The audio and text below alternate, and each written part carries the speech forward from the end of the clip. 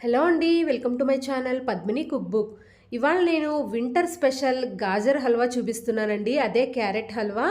ఈ హల్వాని మనం రెగ్యులర్‌గా ఇంట్లో చేసుకునే ఆరెంజ్ కలర్ క్యారెట్స్‌తో కాకుండా రెడ్ కలర్ క్యారెట్స్ కూడా బాగా దొరుకుతాయండి ఈ వింటర్ సీజన్‌లో. క్యారెట్ హల్వా చేసుకోవాలి అంటే గనక అలా రెడ్ కలర్‌లో ఉన్న క్యారెట్స్‌నే యూజ్ చేస్తే మనకి హల్వా టేస్ట్ చాలా బావుంటుందండి. ఈ రెడ్ కలర్ క్యారెట్స్ మనకి వింటర్‌లో చాలా బాగా దొరుకుతాయండి. మెయిన్‌గా హైదరాబాద్ సిటీస్‌లో అయితే ఇవి చాలా బాగా దొరుకుతాయి. తప్పకుండా ఈ క్యారెట్స్ తెచ్చుకుని హల్వాని ట్రై చేయండి. టేస్ట్ మీకే తెలుస్తుంది. చాలా బావుంటాయి. ఇక్కడ నేనైతే ఒక అరకిలో దాకా గాజర్స్ తీసుకున్నానండి. అంటే రెడ్ కలర్‌లో ఉన్న ఈ క్యారెట్స్‌ని తీసుకున్నాను. వీటిని పైన తొక్కంతా పీల్ చేసేసుకుని ఇలా శుభ్రం చేసుకొని పెట్టుకోవాలి.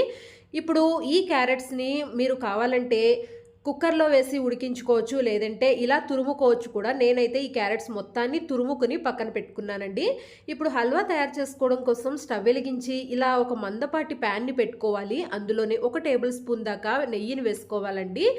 ఈ నేతిలో మీకు నచ్చిన డ్రై ఫ్రూట్స్‌ని వేసి వేయించుకోవచ్చు. ఇక్కడ నేనైతే ఒక అరకప్పు దాకా జీడిపప్పులు అలాగే బాదం పప్పుని సన్నగా కట్ చేసుకుని వేసుకున్నానండి. బాదం పప్పు వేసుకుంటే మనకి టేస్ట్ కూడా చాలా బావుంటుంది. లేదంటే మీరు జీడిపప్పు ఒక్కటి వేసుకున్నా కూడా పర్వాలేదు.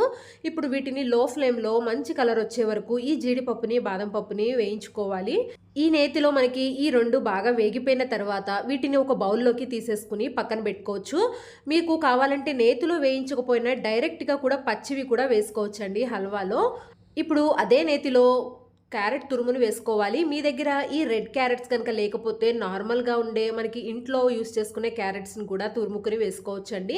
ఇక్కడ మీకు నెయ్యి లేకపోతే గనక ఇంకొక టేబుల్ స్పూన్ దాకా నెయ్యి వేసుకొని వీటిని ఆ నేతిలో ఒక 2 నిమిషాల పాటు బాగా వేయించుకోవాలండి. అంటే మనకి ఇవి పచ్చివాసన పోయే వరకు ఒక 2 నిమిషాలు వేయించుకుంటే సరిపోతుంది నేతిలో. ఇలా ఇవి కొద్దిగా మెత్తబడిన తర్వాత ఇప్పుడు ఇందులో పాలను పోసుకోవాలి.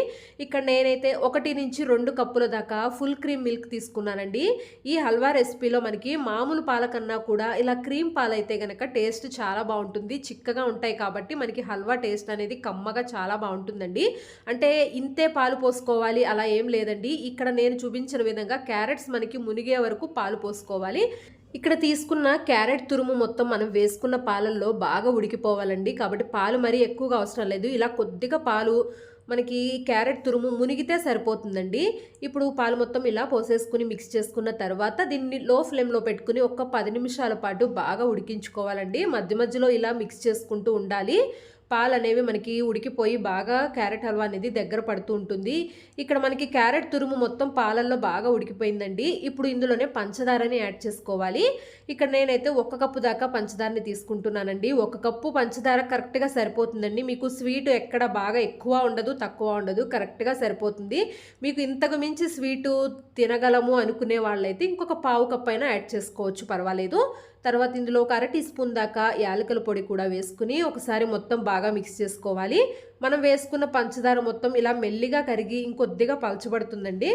కాబట్టి పంచదార వేసేసుకుని మిక్స్ చేసుకున్న తర్వాత ఇంకొద్దిసేపు అంటే మనకి ఈ పాలు మొత్తం ఇంకిపోయే వరకు దీనిని లో ఫ్లేమ్‌లో పెట్టుకుని బాగా ఉడికించుకోవాలి. ఇక్కడ చూసారు కదా! ఫైనల్‌గా మనకి ఇలా దగ్గర పడిపోయి పాలు మొత్తం ఇంకిపోయి క్యారెట్ హల్వా అనేది బాగా తయారైపోయిందండి. ఇప్పుడు చివర్లో ఇందులో ఒక 3 టీ స్పూన్ల దాకా నెయ్యిని వేసుకోవాలి. అంటే ఇక్కడ నేను చిన్న టీ స్పూన్‌తో చూపిస్తున్నాను కాబట్టి 3 టీ స్పూన్లు వేసుకున్నానండి. మీరు పెద్ద టీ స్పూన్ అయితే గనక 1 సరిపోతుంది. ఇక్కడ నేను ఒక 3 టీ స్పూన్ల వరకు నెయ్యిని యాడ్ చేసుకుని మొత్తం ఒకసారి మిక్స్ చేసుకుంటున్నానండి. ఈ స్టేజ్‌లో ఉన్నప్పుడే మనకి స్టవ్ ఆఫ్ చేసేసుకుంటే మనకి చల్లారిన తర్వాత కూడా గట్టిగా ముద్దలాగా అయిపోకుండా ఇలాగే ఉంటుందండి. మెత్తగా చాలా బావుంటుంది.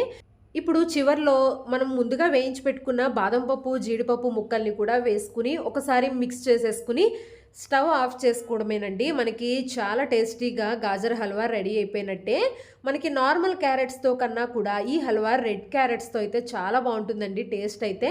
ఈ హల్వాని ఒక బౌల్‌లోకి సర్వ్ చేసుకోండి. పైనుంచి డ్రై ఫ్రూట్స్‌ని వేసుకుంటే చాలా బావుంటుంది. ఈ హల్వాలో మనకి డ్రై ఫ్రూట్స్ ఎక్కువగా ఉన్నా కూడా బావుంటుందండి. మధ్య మధ్యలో తగులుతూ టేస్ట్ అయితే చాలా బావుంటుంది. తప్పకుండా ఈ వింటర్ స్పెషల్ గాజర్ హల్వాని మీరు కూడా ట్రై చేయండి. ఈ వీడియో నచ్చితే లైక్ చేయండి. నా ఛానల్‌ని తప్పకుండా సబ్స్క్రైబ్ చేసుకోండి.